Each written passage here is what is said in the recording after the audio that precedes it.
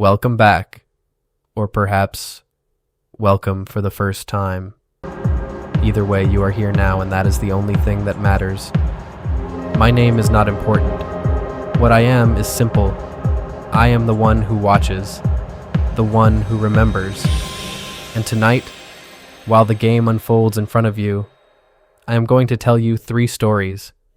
Real ones. Human ones. The kind that do not come with clean endings. You do not have to do anything. Just listen. The first story begins the way most important things do, quietly, at an hour when the rest of the world has already given up and gone to sleep. There was a person. I will not give you a name because names have a way of making you think you already know someone, and you do not know this person yet. Not really. Not the version of them that matters. This person was being chased, not the way you are chased in a game, not by something with teeth and too many eyes and the sound of broken things moving through the dark. No, this was the other kind of chasing. The quiet kind. The kind where nothing is behind you but you run anyway, because the feeling of something wrong follows you from room to room, and you cannot explain it to anyone without sounding like you are making it up. They woke up every day and the world was slightly off, slightly gray, slightly less than it should have been. And they smiled through it because that is what you do. You perform fine. You perform normal. You carry the weight inside a chest that looks like all the other chests, and nobody checks what is in it. They found a game. It sounds small when I say it like that. It was not small. It was the first place in a long time where the noise stopped, where the chasing stopped, where for 2 hours they were not a person with a problem they could not name. They were just someone moving through a world that made its own kind of sense. Even when that world was dark, even when that world had creatures in it, the rules were clear, the danger was visible. That alone was a relief you cannot fully understand unless you have lived the other kind. They did not know they were healing. They thought they were wasting time. They thought the hours they spent in front of a screen were hours they were losing. It took them a long time to understand that recovery does not always look like recovery.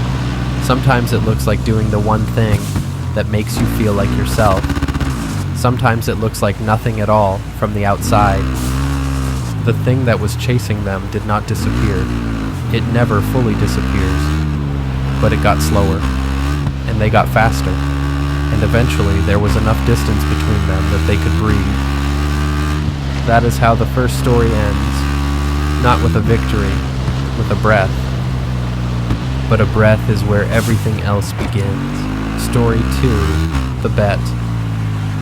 Sometime after that, I will not tell you exactly when. Time moves differently for everyone. This person made a bet. Not with another person. Not with anything you could shake hands with or look in the eye.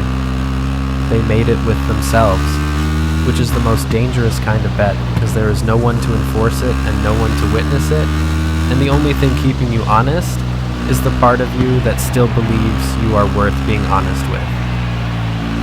They opened a notes application on their phone. It was late. It is always late when people decide things like this. And they typed 8 words. Stick with this for 90 days, then decide. They did not write what they were sticking with.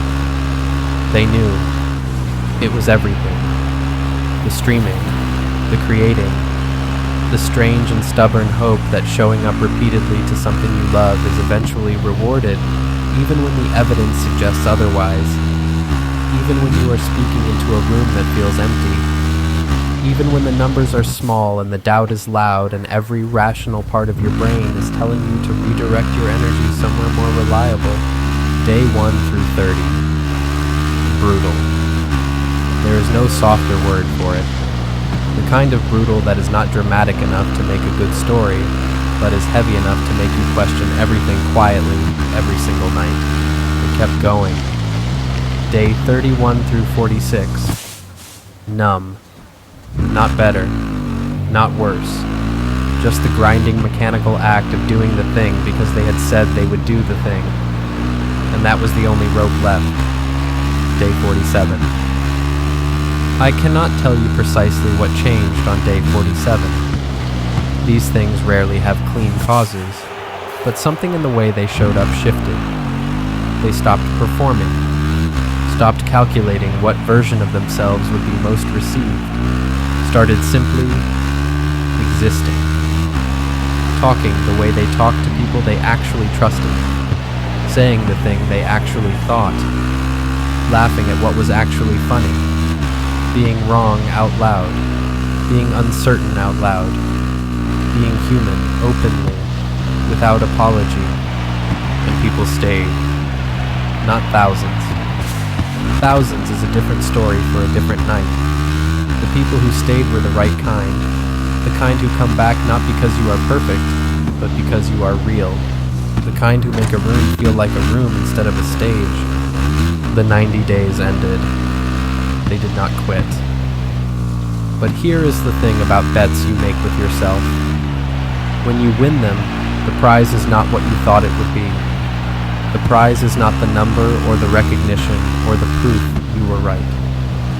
The prize is the discovery that you are someone who keeps their word to themselves, and that changes the kind of person you are allowed to become. The bet is still running. It never really stopped. It just changed what it was asking for. And what it asked for next is the third story. The one happening right now. Story 3. Why tonight is different. I want to tell you something about tonight specifically. There was a moment